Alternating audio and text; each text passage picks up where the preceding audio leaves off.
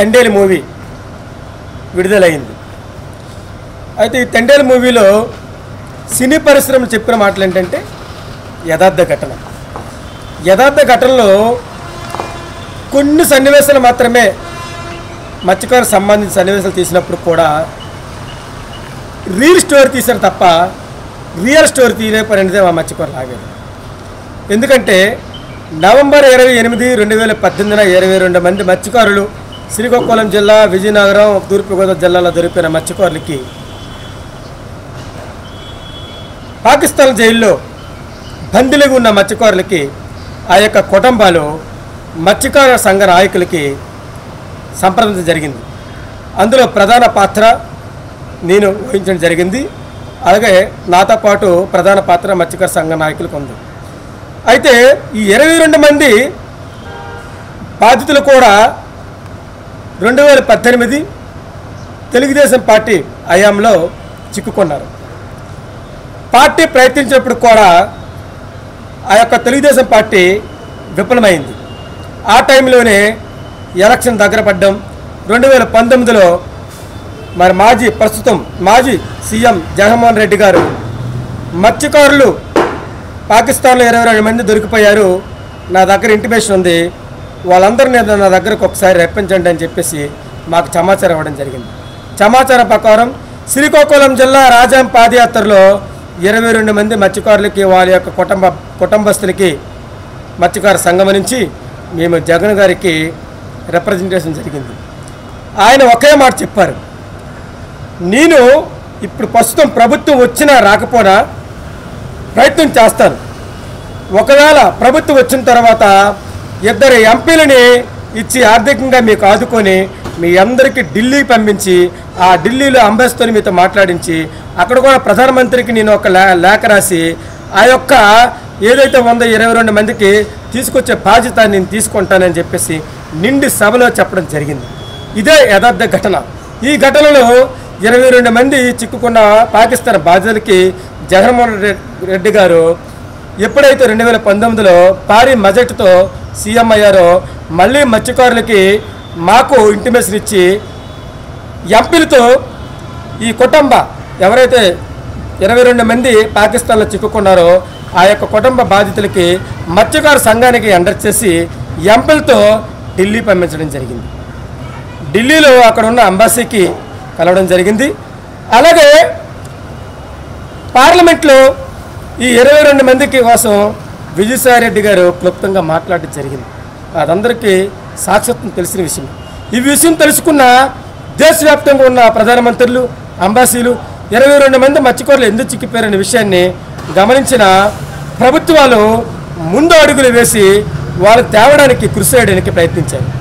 ఆ ప్రయత్నం భాగంగా ఈ 22 మందిని మత్స్యకార సంఘం నుండి కేంద్ర రాష్ట్ర ప్రభుత్వాల నుండి సీఎం జగన్మోహన్ రెడ్డి ప్రోత్సాహంతో జనవరి 6, 2020 పాకిస్తాన్ నుండి 22 మంది మత్స్యకారులకి విడుదల చేయడం జరిగింది. 22 మంది మత్స్యకారులు కూడా ప్రత్యక్షంగా ఏమని చెప్పారంటే, మేము మా అమ్మ అయితే మాకు జన్మనిచ్చింది కానీ మాకు పునర్జన్మ ఇచ్చేది జగన్మోహన్ రెడ్డి.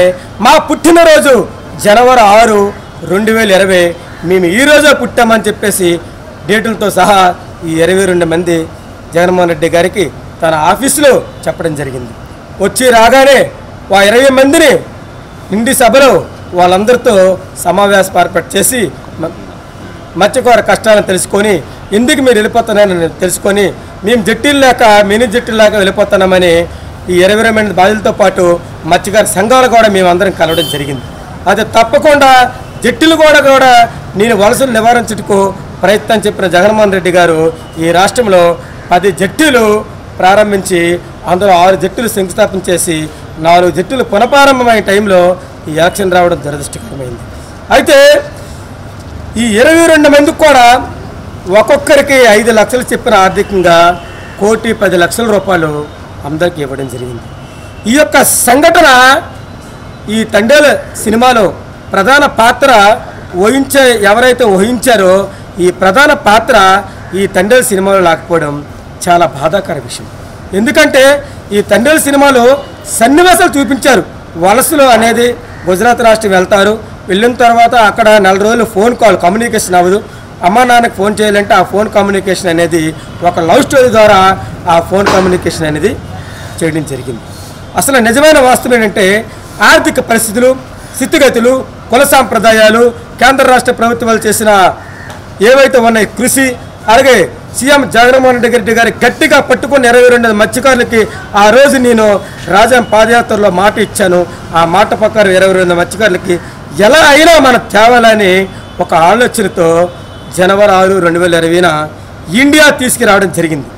ఇది ఎందుకంటే యథార్థ ఘటన. ఈ 22 కంటే ముందు తమిళనాడు, కేరళ, కర్ణాటక ఉండే రాష్ట్రాల్లో ఎంతోమంది మత్స్యకారులు పాకిస్తాన్లో బందీలుగా ఉన్నారు. గతంలో కూడా మా డీమత్తిలో చెందిన చాలామంది వ్యక్తులు పాకిస్తాన్లో చిక్కిపోయినప్పుడు వాళ్ళు వచ్చినప్పటికీ 7-8 సంవత్సరాలు పట్టింది. అంటే దానికి కారణం ప్రభుత్వాలు స్పందించకే వాళ్ళు 7-8 సంవత్సరాలు ఉండిపోయారు. మరి రీసెంట్గా శ్రీకాకుళం జిల్లా గనగల్లవనపేటలో శ్రీలంకకి మత్స్యకారులు చిక్కుకున్నారు. వాళ్ళు ఇంకా శ్రీలంకలో బందీలుగానే ఉన్నారు. ఏమైనా ప్రభుత్వాలు విడిపిస్తున్నాయా? ఆ రోజు కృషి ఫలితమే, ఆ రోజు జగన్మోహన్ రెడ్డి గారు చేసిన ఒక గొప్ప యుద్ధమే. ఇచ్చిన మాట ప్రకారం నేను మాట తప్పని ఇచ్చానంటే ఆ కుటుంబాలకి న్యాయం చేస్తాను, ఆ న్యాయం ప్రకారం మీకు తీసుకొస్తాను. మీరు ఏడ్చిన ఏడుపు, ఆ కన్నీరు నుంచి నాకు కూడా నా కళ్ళలో కన్నీరు వచ్చింది. మీ హృదయాన్ని చూసి నా హృదయం తట్టులేకపోయిందని గమనించిన జగన్మోహన్ రెడ్డి గారు ఈ విషయాన్ని కేంద్ర స్థాయికి తీసుకెళ్ళి అనేక మంది ఎంపీలకు ఇచ్చి ఎంపీల సొరవతో, మత్స్యకార సంఘం సొరవతో ఈరోజు విడిపిస్తే అది ప్రధానమైన పాత్రలో, సినిమా పాత్రలో చూపించకుండా లవ్ స్టోరీ ప్రేమించుకున్న అమ్మాయి సాయి పల్లవి ఈరోజు నాగ చైతన్యని 22 మందిని ఈ సినిమాలో తెచ్చినట్లు చూస్తుందంటే ఇది యథార్థ సంఘటన, అసంఘటన అనేది ప్రజలు, ప్రేక్షకులు గమనించవలసిందని కోరుతున్నాను. నా పేరు ముగ్గురిమూర్తి, శ్రీకాకుళం జిల్లా.